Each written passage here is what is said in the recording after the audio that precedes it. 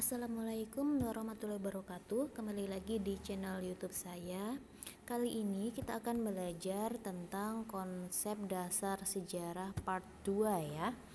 Kalau pada part 1 sebelumnya kita sudah belajar tentang cara berpikir kronologis, sekarang kita akan belajar tentang cara berpikir diakronik dalam mempelajari sejarah.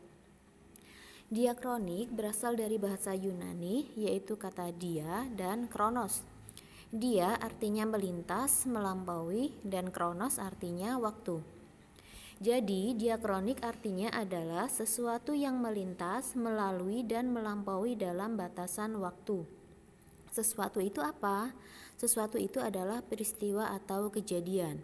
Jadi, dalam cara berpikir diakronik ini, kita bisa melampaui waktu atau melintas waktu, tapi hal yang dimaksud adalah peristiwa yang masih berhubungan ya. Contohnya apa sih?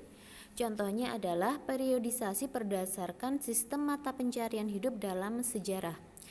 Di sini dimulai dari masa berburu dan meramu, kemudian dilanjutkan dengan masa bercocok tanam tingkat lanjut, dan masa perundagian atau pertukangan yang dengan ciri ditemukannya berbagai bangunan. Jadi dari contoh ini kita bisa mengetahui bahwa cara berpikir diakronik itu bisa melintasi waktu.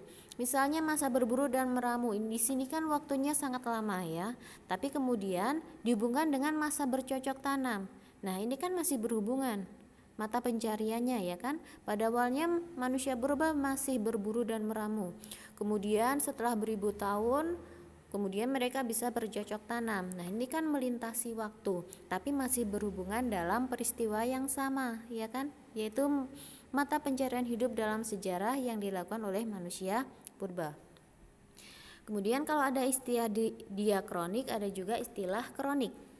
Kronik adalah catatan peristiwa menurut urutan waktu kejadiannya, berupa catatan perjalanan yang ditulis oleh para musafir, pendeta, dan pujangga pada masa lalu.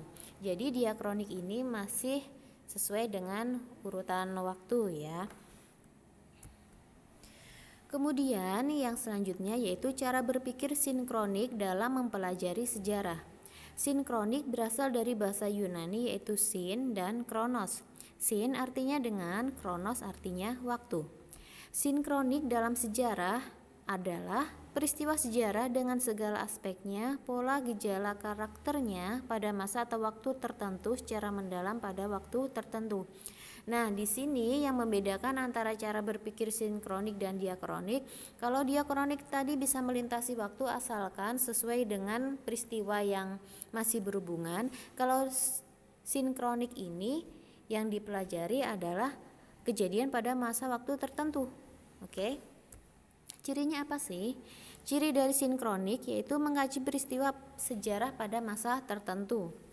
Kemudian menitik beratkan kejadian atau kajian peristiwa pada pola, gejala, dan karakternya. Karena yang dikaji adalah pada masa tertentu, jadi pola, gejala, karakter apa sih yang terjadi pada masa itu, ciri-cirinya sebelum kejadian itu apa sih, karakternya apa sih. Nah itu ciri dari sinkronik.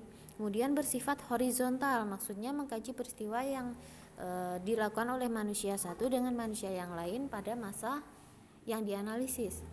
Kemudian tidak ada konsep perbandingan, jadi tidak dibandingkan dengan pada masa-masa atau kejadian yang lain. Jadi hanya pada masa atau kejadian tertentu satu waktu itu saja, jadi tidak dibandingkan ya.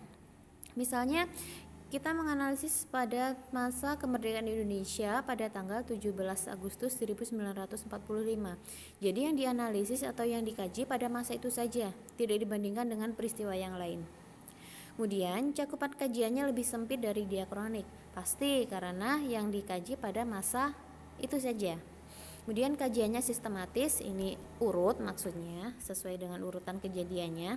Kemudian bersifat mendalam. Ya, jadi mengerti ya kalau diakronik tadi lebih luas sesuai dengan waktunya, asalkan masih berhubungan dalam peristiwa tertentu. Kalau sinkronik yang dikaji atau dianalisis adalah satu peristiwa pada suatu waktu tertentu, jadi tidak dihubungkan dengan peristiwa yang lain. Oke, sudah paham ya. Silakan dicatat di buku tulisnya masing-masing. Nanti akan dilanjutkan pada materi selanjutnya. Terima kasih. Wassalamualaikum warahmatullahi wabarakatuh.